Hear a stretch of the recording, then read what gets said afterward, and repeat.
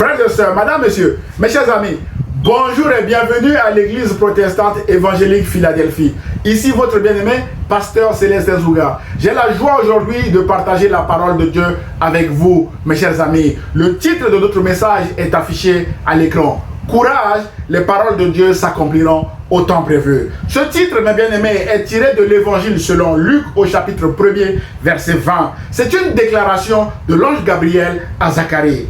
Pour bien comprendre ce message, mes chers amis, je vous invite à lire chez vous Luc chapitre 1, verset 5 à 24, qui parle de l'annonce de la naissance de Jean le Baptiste, fils de Zacharie et d'Élisabeth.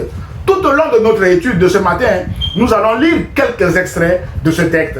Ainsi donc, mes bien-aimés, je vous propose d'aborder deux points dans ce message comme affiché à l'écran. Le point numéro 1 sera le contexte de la déclaration de l'ange Gabriel à Zacharie, et le deuxième et dernier point sera les paroles de Dieu s'accompliront au temps prévu par Dieu. Quels enseignements pour nous aujourd'hui, mes chers amis?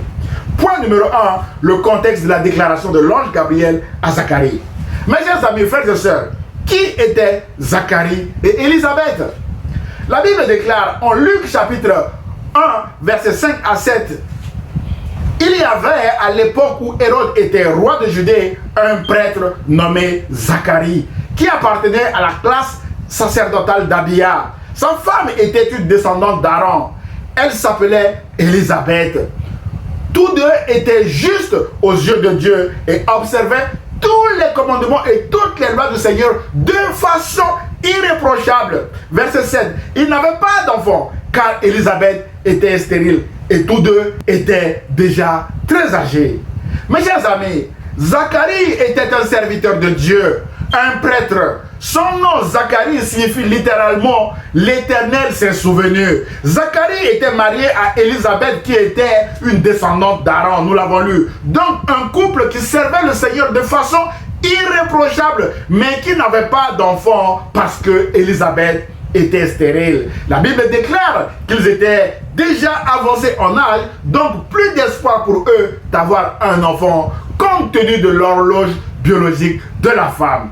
Frères et sœurs, mes chers amis, à cette époque, on associait la procréation à la bénédiction et la stérilité à la malédiction. Autrement dit, une femme qui avait beaucoup d'enfants était une femme bénie par Dieu, et une femme qui était stérile était considérée comme une femme maudite par Dieu. Et la stérilité était une honte aux yeux de tous.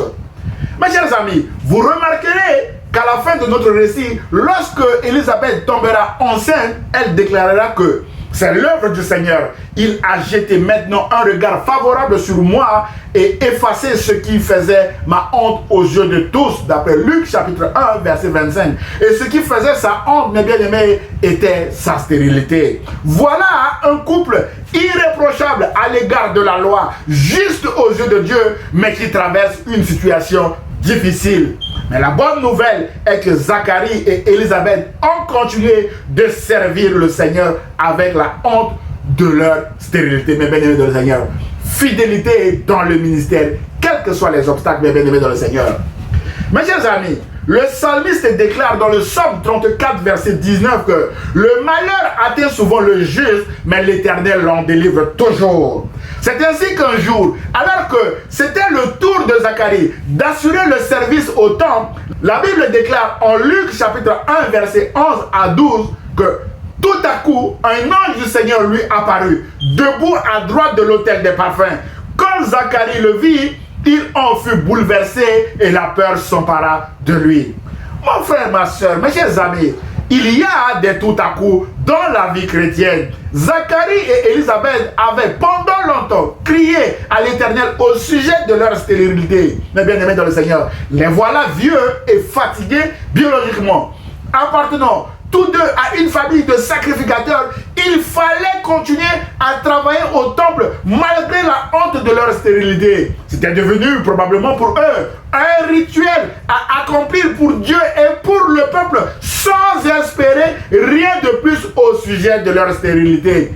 Mais voilà ce tout à coup qui va complètement bouleverser la vie de Zacharie et de sa femme Élisabeth. Mon frère, ma soeur, mes chers amis, peut-être que ce matin, vous êtes dans la même situation que Zacharie et Élisabeth. Pendant longtemps, vous avez crié à l'Éternel pour un sujet particulier de votre vie, votre santé, votre travail, votre couple, votre mariage, vos enfants, votre famille, des problèmes qui durent et qui durent et qui durent encore. Vous êtes aussi fatigués comme Zacharie et Élisabeth. Et, mes bien-aimés, vous vous posez même la question de savoir si ça vaut la peine de continuer de servir le Seigneur. Mon frère et ma soeur, oui, ça vaut la peine de continuer de servir le Seigneur. Votre travail dans le Seigneur ne sera pas vain, mes bien-aimés dans le Seigneur. Courage, persévérez jusqu'au jour de votre tout à coup et vous verrez la gloire de Dieu, car Dieu est le même hier, aujourd'hui et éternellement, mes chers amis. Frères et sœurs, ce tout à coup va bouleverser la vie de Zacharie et de sa femme Élisabeth. La Bible déclare en Luc chapitre 1 verset 13 à 17 que « Mais l'ange lui dit, n'aie pas peur Zacharie, car Dieu a entendu ta prière. Ta femme Élisabeth te donnera un fils. Tu l'appelleras Jean. Il sera pour toi le sujet d'une très grande joie et beaucoup de gens se réjouiront de sa naissance. » Frères et sœurs, mes chers amis, Dieu entend les prières comme il a entendu celle de Zacharie. Alors que Zacharie venait au temple pour brûler de l'encens en sacrifice à l'Éternel, comme d'habitude, Dieu vient de lui démontrer qu'il est un Dieu fidèle et qu'il n'oublie pas ses serviteurs, ses enfants, son peuple qui crie à lui nuit et jour. Ainsi, mes bien-aimés, ne nous lassons pas de prier et de servir le Seigneur avec fidélité. Il y aura certainement un tout à coup dans nos vies comme celui de Zacharie et Élisabeth. Frères et sœurs, mes chers amis, madame, messieurs, lorsque pendant plusieurs années, nous nous attendons à ne rien recevoir de la part du Seigneur et que tout à coup, un ange apparaît et nous fait une telle déclaration, mes bien-aimés dans le Seigneur, il est normal que cette déclaration peut susciter en nous des questionnements, même en tant que serviteur de Dieu. Ce fut le cas de Zacharie. Ainsi, Zacharie va essayer de discuter avec l'ange, mes bien-aimés dans le Seigneur. La Bible déclare en Luc chapitre 1 verset 18 que Zacharie demanda à l'ange, à quoi le reconnaîtrai-je? Car je suis moi-même déjà vieux et ma femme est très âgée. Ici, mes bien-aimés dans le Seigneur, Zacharie demande à l'ange Gabriel un signe pour reconnaître ce qui va se passer et présente aussi à l'ange l'impossibilité biologique de ce qu'il vient d'annoncer parce que lui et sa femme, ils sont vieux, mes bien-aimés dans le Seigneur. Sous-entendu, ce n'est donc plus possible, monsieur l'ange. Frères et sœurs, mes chers amis, la question de Zacharie va pousser l'ange à dévoiler son identité, mes bien-aimés dans le Seigneur, à Zacharie et à lui donner un signe qui malheureusement correspondra à un jugement de son incrédulité. La Bible déclare en Luc chapitre 1 verset 19 à 20 que l'ange lui dit, je suis Gabriel, je me tiens devant Dieu qui m'a envoyé pour te parler et t'annoncer cette nouvelle. Alors voici, tu vas devenir muet et tu resteras incapable de parler jusqu'au jour où ce que je viens de t'annoncer se réalisera. Il en sera ainsi parce que tu n'as pas cru à mes paroles qui s'accompliront au temps prévu, mes bien-aimés dans le Seigneur. Voilà le contexte de cette déclaration, mes bien-aimés dans le Seigneur, de l'ange Gabriel à Zacharie, qui est le titre de notre message de ce matin. Alors, quels enseignements pouvons-nous en tirer, mes chers amis? Point numéro 2, les paroles de Dieu s'accompliront au temps prévu par Dieu. Quels enseignements pouvons-nous en tirer? Frères et sœurs, mes chers amis, les enseignements que nous pouvons tirer de cette déclaration sont nombreux. Le premier enseignement est sur le temps. C'est Dieu qui détermine, qui programme ou qui planifie le temps d'accomplissement ou de réalisation de ses paroles. Mes chers amis, la Bible déclare que Dieu a créé toutes choses, y compris le temps. D'après Genèse chapitre 1, verset 14. Dieu est en dehors du temps puisqu'il en est le créateur. À ce titre, Dieu n'est jamais en avance ni en retard sur le temps puisqu'il est le maître du temps et des circonstances. La Bible déclare en Daniel 2, 21 que c'est lui, c'est-à-dire Dieu, qui change les temps et les circonstances. Et en Ecclésiaste chapitre 3, verset 11, il est écrit que Dieu fait toutes choses bonnes en son temps. Ainsi, mes bien-aimés, c'est Dieu qui détermine, qui programme ou qui planifie le temps d'accomplissement ou de réalisation de ses promesses. Nous n'avons pas la main là-dessus, mes bien-aimés dans le Seigneur. Frères et sœurs, nous devons tout simplement attendre le temps de Dieu avec la bonne attitude. Tout refus de notre part est une forme d'orgueil. Rappelons-nous de cette déclaration de Pierre qui dit: humiliez-vous donc sous la main puissante de Dieu afin qu'il vous élève autant convenable, d'après 1 Pierre chapitre 5 verset 6. Et aussi, mes bien-aimés dans le Seigneur, l'humilité s'oppose toujours à l'orgueil. Voilà pourquoi le refus d'attendre le temps convenable de l'accomplissement des promesses de Dieu est une forme d'orgueil avec toutes ses conséquences néfastes dans notre vie, mes bien-aimés dans le Seigneur. Le deuxième enseignement que nous pouvons souligner ce matin est que la parole de Dieu est digne de confiance. Mais bien aimé dans le Seigneur, c'est par la parole que Dieu a créé toutes choses. La Bible déclare en Genèse chapitre 1 verset 3 que Dieu dit que la lumière soit et la lumière fut. Il y a une puissance, mes bien-aimés, dans la parole de Dieu. Ce n'est pas une parole vaine, mes bien-aimés. Aussi, le psalmiste déclare dans le psaume 12 verset 7 que les paroles de l'Éternel sont des paroles pures, un argent éprouvé sur terre au creuset et 7 fois épuré. Mais bien aimé, on souligne 7 fois épuré. Et en Proverbe chapitre 30 verset 5, il est écrit que toute parole de Dieu est éprouvée. Il est un bouclier, mes bien-aimés dans le Seigneur, pour ceux qui cherchent en lui un refuge. Frères et sœurs, mes chers amis, éprouver selon la ruse, c'est soumettre quelque chose à certaines expériences pour vérifier sa valeur, sa résistance, sa réalisation. C'est tester, c'est mettre à l'épreuve, mes bien-aimés. La parole de Dieu a été testée, vérifiée et mise à l'épreuve par ceux qui nous ont précédés. Il ressort qu'elle est 7 fois pure, c'est-à-dire que son âge irréprochable, exemple de corruption, de mensonge, de tricherie, de tromperie. La Bible déclare en Nombre chapitre 23 verset 19 que Dieu n'est point un homme pour mentir, et l'auteur de l'Épître aux Hébreux clame quant à lui qu'il est impossible que Dieu mente, d'après Hébreux chapitre 6 verset 18. Frères et sœurs, mes chers amis internautes, Dieu lui-même a fait serment sur sa parole en disant en Ézéchiel chapitre 12 verset 25 que c'est moi le Seigneur qui parle et ce que j'annonce va se réaliser bientôt, pas tard, bientôt. Oui, c'est pendant votre vie que je réaliserai ce que j'ai dit. Mon frère, ma soeur, Dieu réalisera ce qu'il a dit pendant votre vie et pendant ma vie également. Et en Ézéchiel chapitre 24 verset 14, il est écrit que moi l'Éternel, j'ai parlé, cela arrivera et je l'exécuterai, je ne reculerai pas. Mes bien-aimés dans le Seigneur, Dieu ne recule pas devant sa parole, d'après Ézéchiel chapitre 24 verset 14. Mes chers amis, au prophète Jérémie, Dieu a dit qu'il veille sur sa parole pour l'exécuter. Jérémie chapitre 1 verset 12. Et au prophète Ésaïe, Dieu a dit que sa parole ne retourne point à lui sans effet, sans avoir exécuté sa volonté et accompli ses desseins. D'après Ésaïe chapitre 55 verset 11. Ainsi donc, mes bien-aimés, la parole de Dieu est digne de confiance à l'égard de toutes ces déclarations de Dieu ici, mes bien-aimés dans le Seigneur. Voilà ce que nous pouvons dire sur la parole de Dieu. La question est, Zacharie, fidèle serviteur de Dieu, a-t-il fait confiance à la parole de Dieu prononcée par l'ange Gabriel, mes bien-aimés dans le Seigneur? Le troisième enseignement ici est que Dieu ne supporte pas l'incrédulité, le doute et l'impatience face à ces paroles, mes bien-aimés dans le Seigneur. Frères et sœurs, mes chers amis, en tant que prêtre et serviteur du temple, Zacharie devrait probablement connaître toutes ces choses et les avoir vécues à un moment de son ministère. Sans lui jeter des pierres, mes bien-aimés dans le Seigneur, le voilà confronté à une parole de l'Éternel face à laquelle il craque, il perd ses moyens et se met à discuter avec l'ange Gabriel de la véracité de la parole de Dieu, mes bien-aimés dans le Seigneur.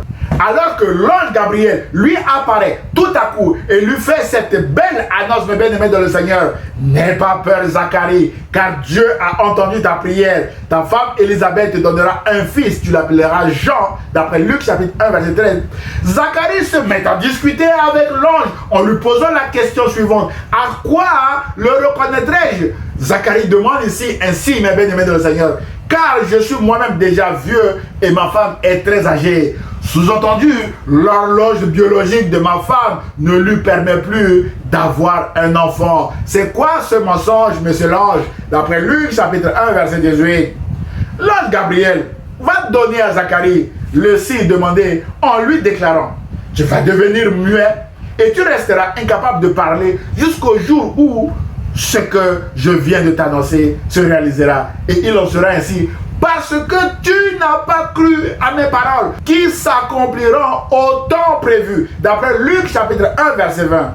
Frères et sœurs, mes chers amis, il s'agit ici d'un problème d'incrédulité confirmé par l'ange Gabriel parce que tu n'as pas cru. Cette incrédulité, mes bien-aimés, est aussi accompagnée de doute. Et le doute va engendrer l'impatience, mes bien-aimés de le Seigneur. Ça s'est multiplié rapidement. L'impatience ici est caractérisée par le fait que Zacharie demande à l'ange un signe tout de suite, mes bien-aimés. Malheureusement, le signe obtenu par Zacharie est une sanction. Tu seras muet jusqu'au jour où ce que je viens de t'annoncer se réalisera. Frères et sœurs, mes chers amis internautes, Dieu ne supporte pas l'incrédulité, le doute et l'impatience face à ses paroles. Ces trois mots s'opposent à la foi qui est le fait de croire en Dieu. Point. L'auteur de l'Épître aux Hébreux déclare que, or, sans la foi, il est impossible de lui être agréable. Nous ne pouvons pas être agréables à Dieu sans la foi. Car il faut que celui qui s'approche de Dieu croit que Dieu existe et qu'il est le rémunérateur de ceux qui le cherchent. D'après Hébreux chapitre 11, verset 6, mes chers amis.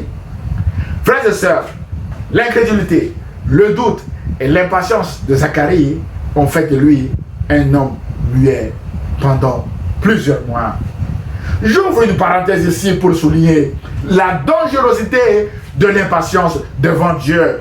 L'impatience, mes bien-aimés, est dangereuse en ce qu'elle conduit inévitablement vers l'idolâtrie. Je n'attends pas le temps de Dieu, je passe même un accord avec le diable pour obtenir rapidement ce que je veux. C'est exactement ce qui s'était passé dans le désert. Alors que Moïse était en train de s'entretenir avec Dieu sur la montagne, le peuple était devenu impatient et s'était fait un veau d'or. La Bible déclare en Exode chapitre 32 verset 1 que le peuple, voyant que Moïse tardait à descendre de la montagne, s'assembla autour d'Aaron et lui dit: allons, fais-nous un Dieu qui marche devant nous, car ce Moïse, cet homme qui nous a fait sortir du pays d'Égypte, nous ne savons ce qu'il est devenu. Mes bien-aimés, dans la suite de ce récit, le peuple a basculé dans l'idolâtrie avec l'épisode du veau d'or qui fera 3000 morts dans le désert le même jour, mes bien-aimés dans le Seigneur.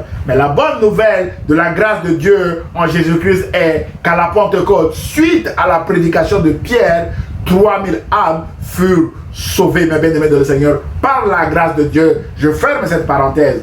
Mes chers amis, le meilleur remède contre l'incrédulité, le doute et l'impatience est la foi ou la confiance dans la parole de Dieu qui est toujours digne de confiance, mes bien-aimés. La Bible déclare que la foi vient de ce que l'on entend et ce que l'on entend vient de la parole de Dieu. D'après Romains chapitre 10, verset 17. Aussi, mes bien-aimés, l'impatience est tout simplement combattue par la patience. Je reste patient envers Dieu, mes bien-aimés dans le Seigneur, même si je ne vois pas encore la réalisation de ses promesses dans ma vie, et je continue de servir mes bien-aimés dans le Seigneur avec fidélité, avec joie, avec amour. Il est écrit en Habakkuk chapitre 2 versets 2 à 3 que l'Éternel m'adressa la parole et il dit: écris la prophétie, grave-la sur des tables afin qu'on la lise couramment.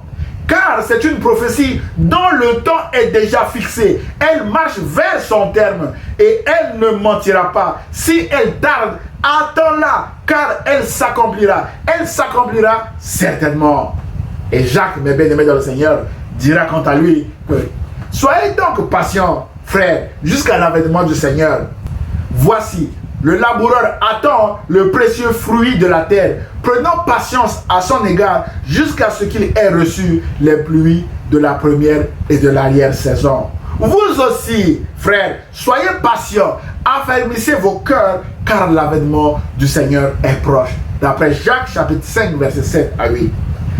Mes chers amis, soyons patients face aux promesses de Dieu qui sont toujours dignes de confiance et persévérants avec la bonne attitude, comme Marie, la mère de Jésus, qui, après avoir discuté avec l'ange Gabriel, comment cela se fera-t-il puisque je suis encore vierge?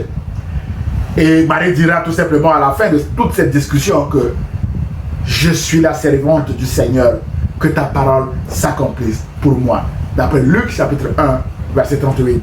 Nous y voyons ici, mes bien-aimés, une attitude de soumission et d'humilité face à la parole de Dieu. C'est alors que nous pouvons, mes bien-aimés dans le Seigneur, produire des fruits de l'esprit qui sont l'amour, la joie, la paix, la patience, la bonté, la foi, la douceur, la fidélité et la maîtrise de soi, mes bien-aimés dans le Seigneur. Dans de pareilles circonstances où nous avons à attendre l'accomplissement d'une promesse de Dieu, mes chers amis, d'après Galates chapitre 5, verset 22.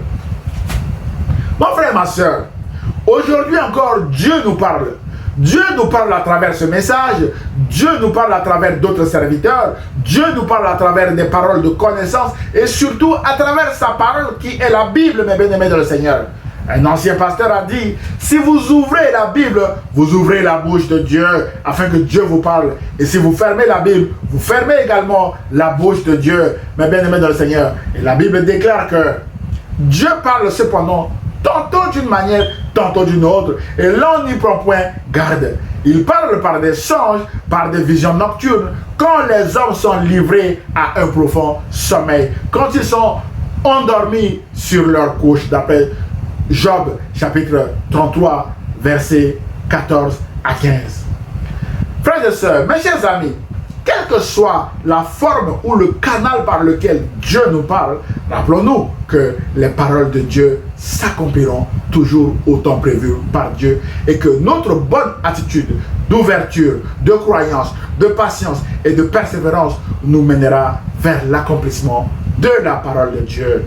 En conclusion de notre message de ce matin, mes chers amis, la fidélité, c'est continuer de servir Dieu malgré ce qui nous manque. La fidélité, c'est continuer de servir Dieu malgré la honte, comme Zacharie et Élisabeth. La fidélité, c'est continuer de servir Dieu malgré les obstacles et les difficultés. La fidélité, c'est continuer de servir le Seigneur, même lorsque nous ne comprenons pas. Mes bien-aimés dans le Seigneur, un couple qui est juste devant Dieu, mais qui n'a pas d'enfant, malgré des années de prière, mes bien-aimés dans le Seigneur, c'est difficile à comprendre. Mais Élisabeth et Zacharie ont persévéré jusqu'à obtenir l'accomplissement total de la promesse de la naissance de leur fils Jean le Baptiste. Voilà un bon modèle de fidélité.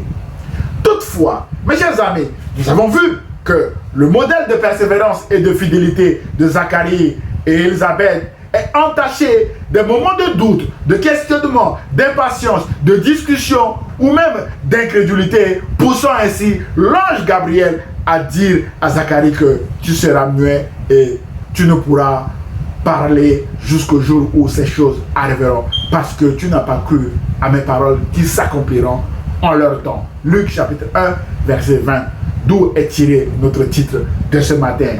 Courage, les paroles de Dieu s'accompliront au temps prévu par Dieu lui-même. Mes chers amis internautes, frères et sœurs, plus tard, après Élisabeth et Zacharie, Jésus lui-même nous donnera le modèle parfait de fidélité. Jésus est resté fidèle et obéissant à Dieu jusqu'à la mort, et même jusqu'à la mort de la croix. C'est pourquoi aussi Dieu l'a souverainement élevé et lui a donné le nom qui est au-dessus de tout nom, afin qu'au nom de Jésus, tout genou fléchisse dans les cieux, sur la terre et sous la terre, et que toute langue confesse que Jésus-Christ est Seigneur, à la gloire de Dieu le Père, d'après Philippiens chapitre 2, verset 9. Voilà, mes bien-aimés dans le Seigneur, le but final de ce message, que tout genou fléchisse devant Jésus et que toute langue confesse que Jésus-Christ est Seigneur.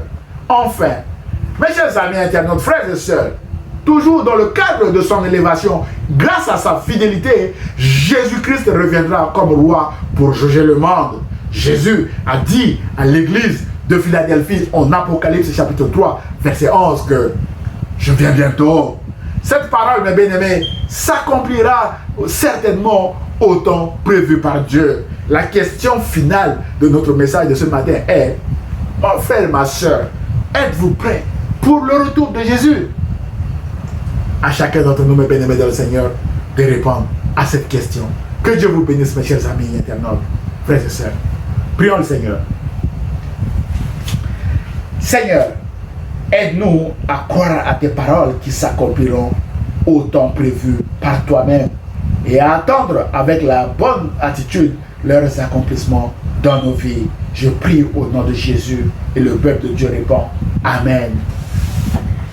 Frères et sœurs, mes chers amis, si vous avez aimé le message, merci de le liker et de le partager à vos proches. Vous pouvez également m'envoyer un mail d'encouragement, vos sujets de prière ou même des questions ou remarques sur le message à Église de Philadelphie 78500@gmail.com. J'aurai le plaisir de vous répondre. À dimanche prochain à 10h en présentiel si vous êtes à Sartreville, mes bien-aimés dans le Seigneur et dans les villes environnantes. Et aussi à 10h sur la page Facebook ou sur la chaîne YouTube de l'Église protestante évangélique Philadelphie. Et ce, si Dieu le veut. À très bientôt mes chers amis. Au revoir.